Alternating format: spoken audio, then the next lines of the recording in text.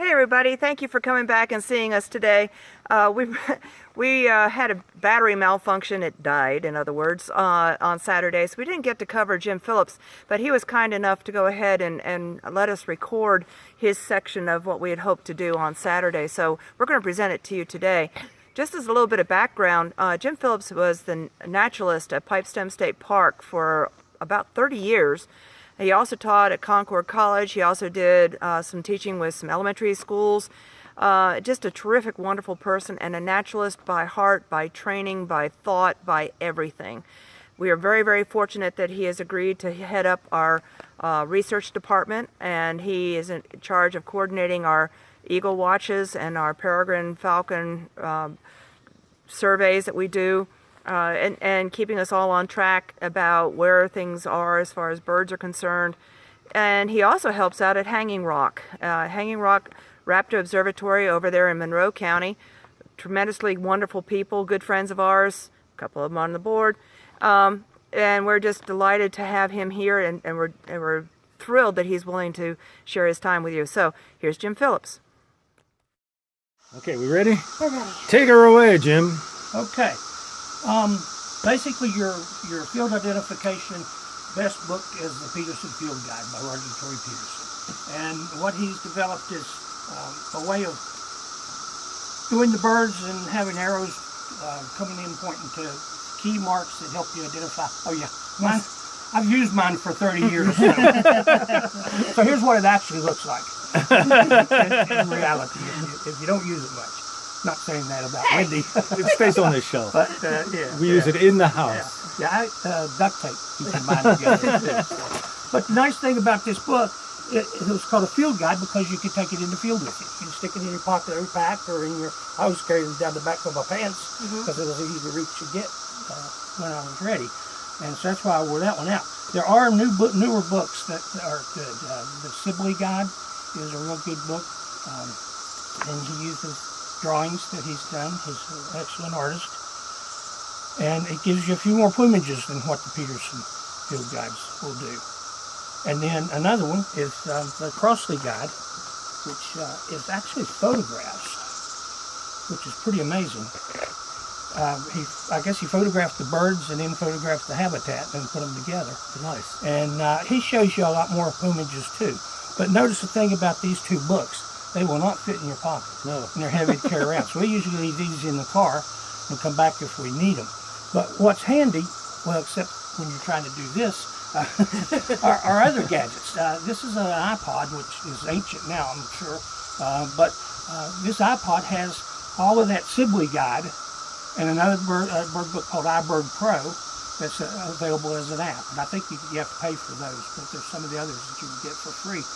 But with this, you have the whole book in there, plus the sounds of the birds. Now see, when I started out, I mowed enough yards to buy the Peterson Field Guide records, 2 albums. That's a big round thing with a hole in it. And that's how I learned a lot of the birds, other than just sitting in the bushes and looking at them. But all of that is right here, and plus a real handy thing with the Ebird Pro is that if you hear a bird and you think you know what it is, and you go and listen to that bird, then you can just automatically go to similar sounding birds. And so that cuts out a lot of time in trying to figure out what you're getting. And of course, cell phones. A lot of times when we don't have our iPod with us because we forgot to bring it, although it is nice and small, fits in the pocket, on the cell phone you can do Google.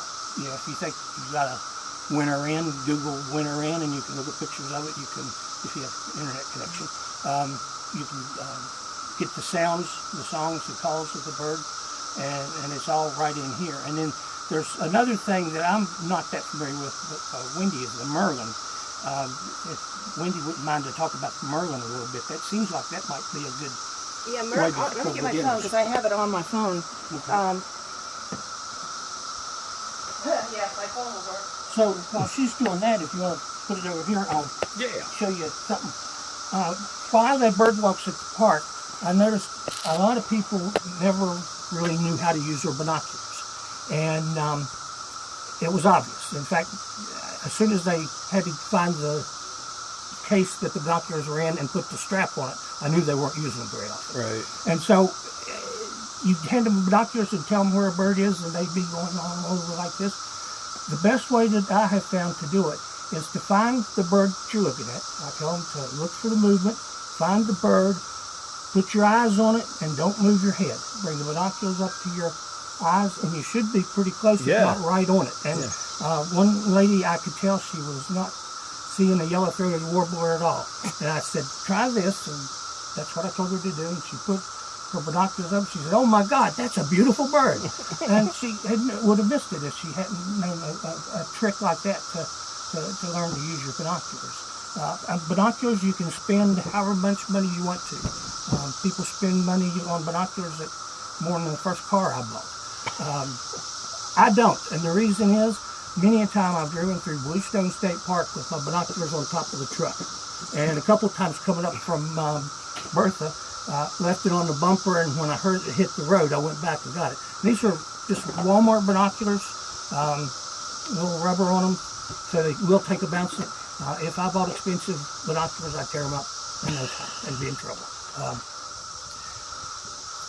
The size of the binoculars, 7 by 35, 7 by 50 is usually what they recommend for bird watching. These actually are 8 by 40s, I believe. But what that number means is the first number, 7 or 8, is how many times it's magnified when you're looking through here. The second number is the size of this lens on this end.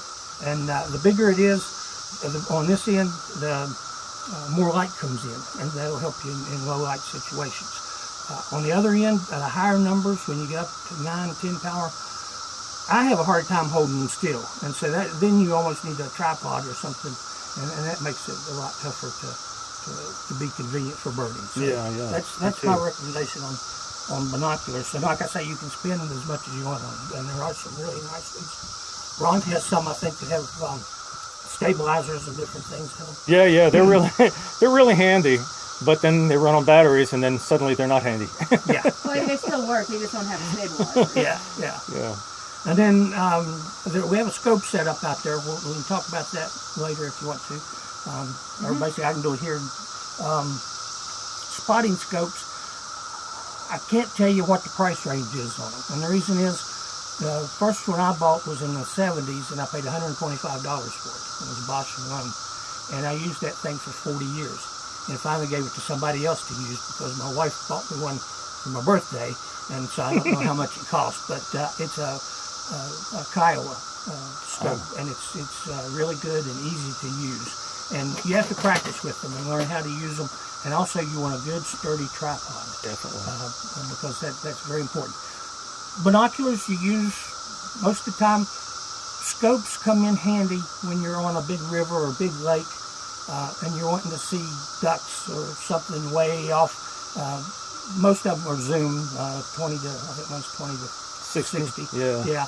Most of them are 20 to 60. And again, when you go to the higher magnification, it's harder to hold steady, but still it can save you trying to swim half a mile to look at a bird. And on the scopes and the binoculars, if you're going to buy some, I highly recommend looking through them. A lot of people order them through the mail, and that can work fine. But I found that if you go in a store and you want to look at a spotting scope or you want to look at a binocular, most store people are willing to let you look at it because you're more likely to buy it. And you use it right there in the store. You know they are. I've never seen them. I've never seen 5 cookies in a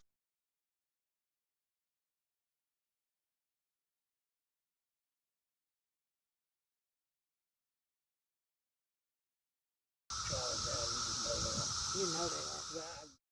And also, like I say, mine came from Walmart, but you can go to pawn shops and flea markets and find really nice binoculars because people didn't know how to use them. They got rid of them, and you get a good bargain on them. Speaking of that, talk briefly about what a diopter is, because a lot of people don't even know that they're on the binoculars. They don't see it.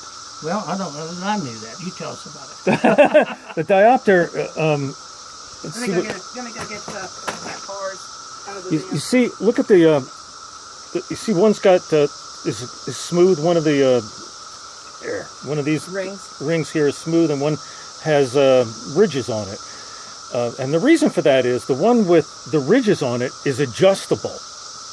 And the reason for that is very few human beings have identical eyes. So if you focus using the ring here in the middle, like I'm doing right here, if you focus with that, that's focusing both of them simultaneously, which means that it'll get into focus on. Hang on to that for a second. I can point to it easier. It'll get into focus here, but it may not be into focus here at the same time. So the way to get both eyes in focus simultaneously is you shut your eye with this one and focus using the wheel only this eye. When that's right, shut this eye and focus with that one, but don't use the ring. Spin this one.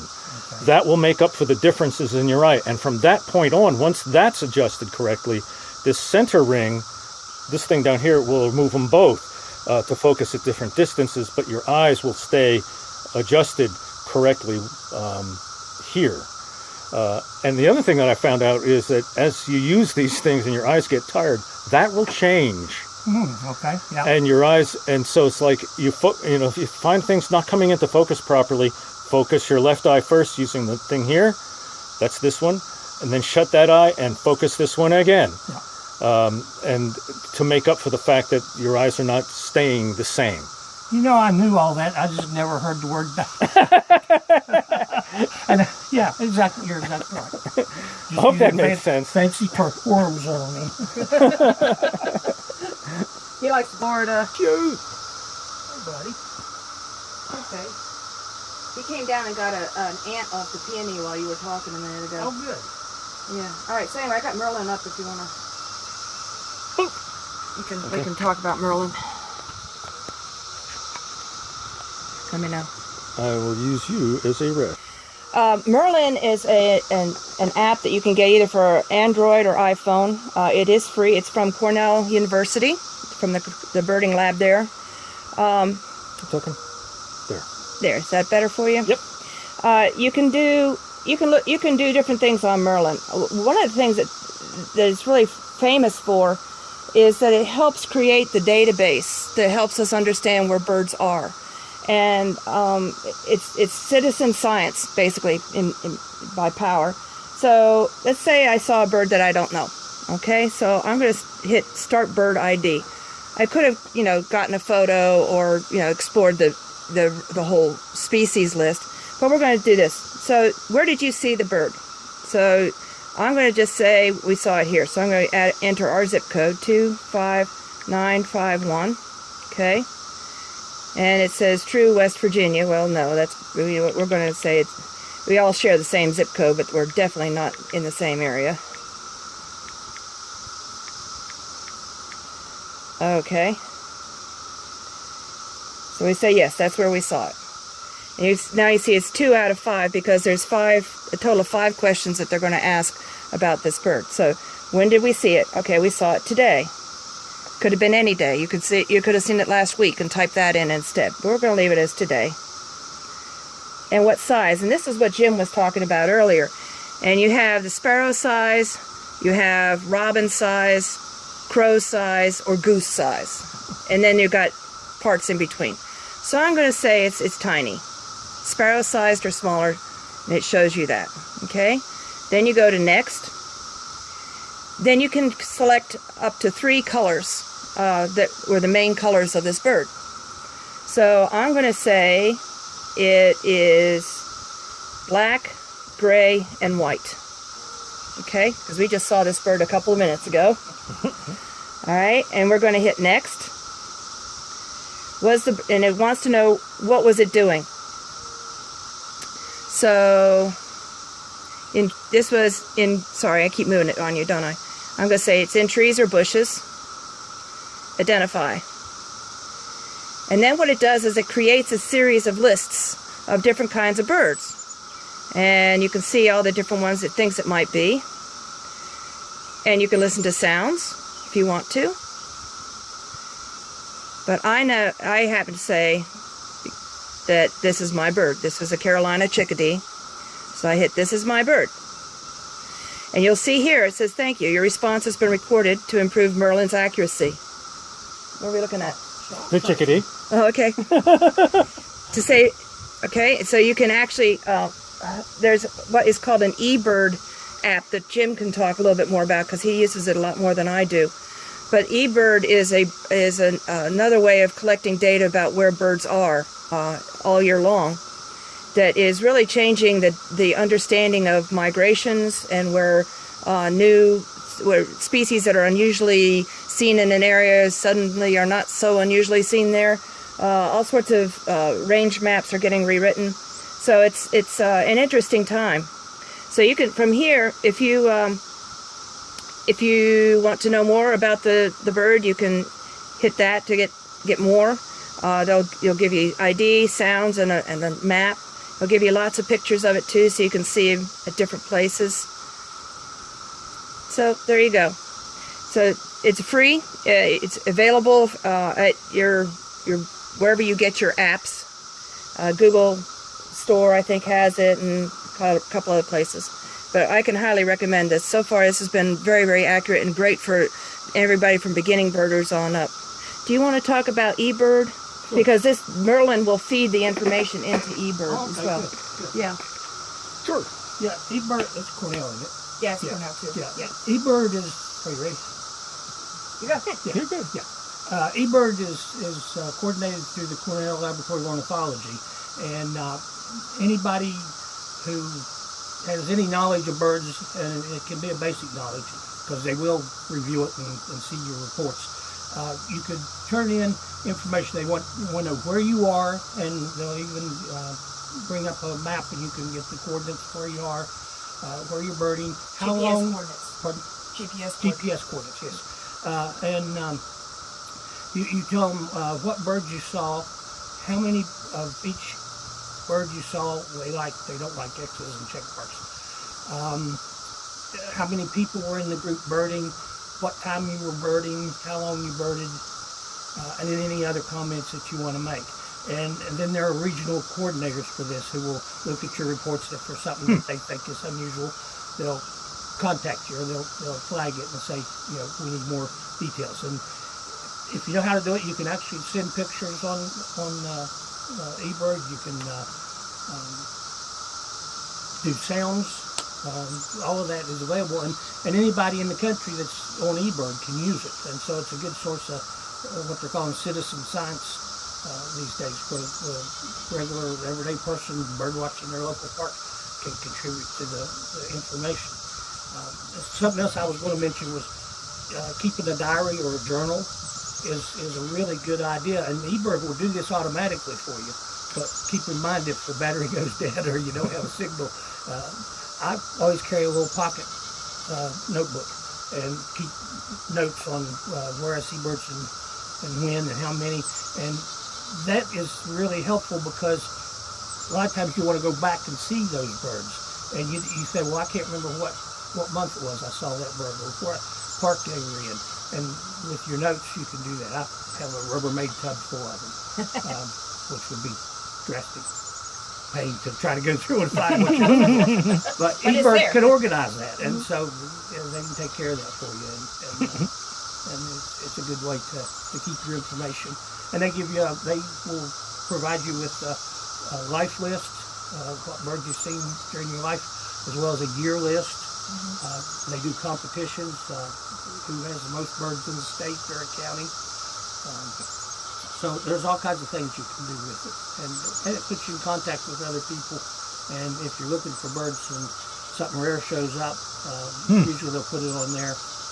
Some things they kind of protect because of if it's an endangered species or something. But there are people in West Virginia that travel the whole state if they hear of a bird. I had several people. I had two evening grosbeaks at my feeder, and I had people contact me and say, "Can we come see them?" And so they came from hours away to sit in my driveway and watch birds at the feeder, and they do the same for me. So it's a good way to keep track of the birds. Cool.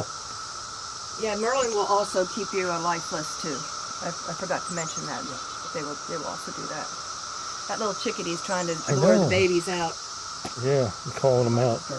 No, not a bit. He's trying to learn. He's got a big wad in his mouth, some sort of, and he's been calling, but I think there must be one more left in the nest. Okay. And baby's not coming out. No.